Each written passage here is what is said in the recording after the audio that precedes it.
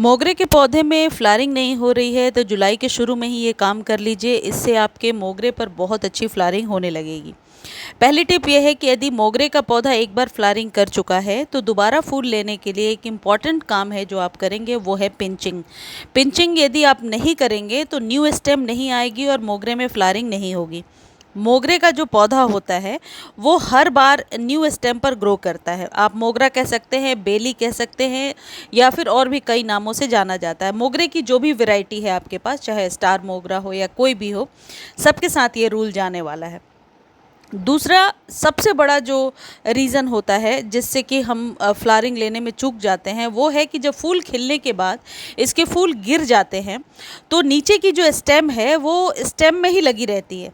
इस वजह से क्या होता है कि धीरे धीरे वो स्टेम सूखने लगती है और पौधा देखिए कुछ इस तरीके से, और पौधा जो है फ्लावरिंग करना बंद कर देता है। तो जैसे ही ये फूल खिल जाए आप स्टेम को कट करेंगे, और इस स्टेम कटिंग को हम सॉफ्ट प्रूनिंग के नाम से जानते हैं। यदि पौधा बहुत लंबा और घना हो गया है तो आप डीप प्रूनिंग भी बरसातों में कर सकते हैं। यदि आप मोगरे के पौधे की कटिंग लगाना चाहते हैं तो इस पर कंप्लीट वीडियो एवरग्रीन वाले चैनल पर और प्रियाज बालकनी वाले पे शेयर कर दिया है, जाकर देख सकते हैं कि घर में रूटिंग हार्मोन को बनाकर किस तरीके से हम पौधे की ग्रोथ को तेज कर सकते हैं। तो ये पिंचिंग करेंगे, इसका रिजल्ट, इसका जो बेनिफिट है बहुत ज़्यादा मिलेगा आपको। अगली चीज़ ये है कि यदि मोगरा घना नहीं हो रहा है तो हल्की कटिंग कर दीजिए। इससे आपके मोगरे के पौधे में न्यू ब्रांचेस आने लगेंगी और पौधा घना हो जाएगा।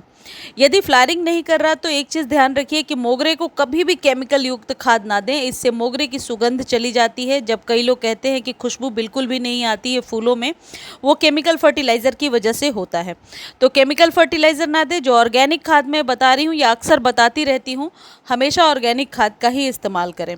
मोगरे के पौधे को ओपन में रखें, बरसातों में रखें, और बरसात का पानी मोगरे के पौधे के लिए बहुत अच्छा होता है। देखिए ये है यूज्ड टी लीफ, यानी चाय बनाने के बाद जो चाय पत्ती बच जाती है वो चाय पत्ती आप अच्छे से वॉश करके सुखा लीजिए, और इस तरीके से अदरक वगैरह पड़ा हुआ है तो अदरक को साइड कर दीजिए। एक दिन आप धूप में रखेंगे ये बहुत अच्छे से सूख जाएगा। अब इसे आप डायरेक्टली भी 15 दिनों पर एक एक चम्मच दे सकते हैं, जो नाइट्रोजन का बहुत अच्छा स्रोत होगा और पौधे की ग्रोथ को लेने में मदद करेगा। या फिर एक काम और कर सकते हैं कि नींबू और इस तरीके से प्याज और इसमें केले का छिलका भी मिलाना है।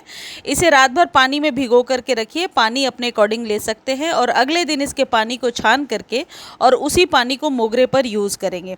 चाय पत्ती 1 चम्मच डालेंगे यदि 5 से 8 इंच के बीच का कंटेनर है, और 15 डेज़ आफ्टर इसे आप रिपीट करेंगे दोनों ही प्रोसेस को। यदि ये लिक्विड फर्टिलाइज़र जो है ये यदि आपके यहाँ बरसात नहीं हो रहा है और पानी देने की नौबत आ रही है, यानी कि सॉइल बहुत ड्राई हो चुकी है, तो आप इसका इस्तेमाल कर सकते हैं। लेकिन बहुत ध्यान रखिए कि कभी भी गीली मिट्टी में आपको नहीं डालना है किसी भी प्रकार के फर्टिलाइज़र को। मिट्टी जब सॉइल जो है ड्राई हो तभी आप फर्टिलाइज़ कीजिए।